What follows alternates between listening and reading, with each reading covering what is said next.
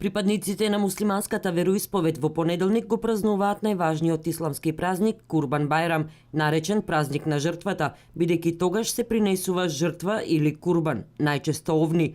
Оваа традиција според Куренот е замена за човечката жртва која требало да ја направи Ибрахим, односно за спас на човештвото.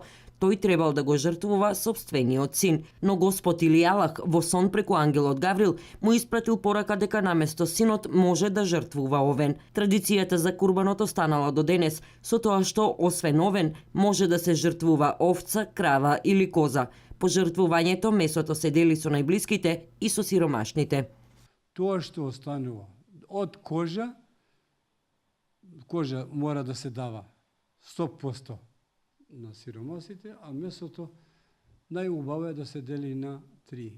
Една на комшиите, на родните, на блиските, може и се без разлика. Сега тука е наверена тоа. Тоа е садака, се дели. Помоќ е тоа. И еден дел на сиромасите ќе ги бараш каде се. И еден дел, ако не си јадал, ќе не оставиш за себе. Ако богат не му треба месо, може се да го дели, има и такви што го делат.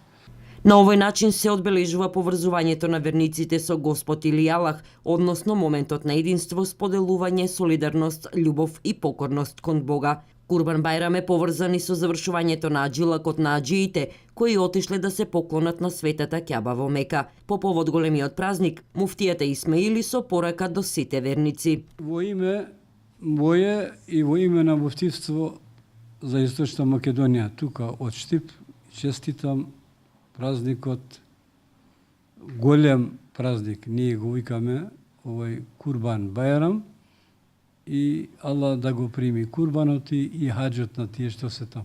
Поради празнувањето на Курбан Бајрам, понеделник, 12 септември или првиот ден од овој празник е неработен за припадниците на муслиманската вероисповед.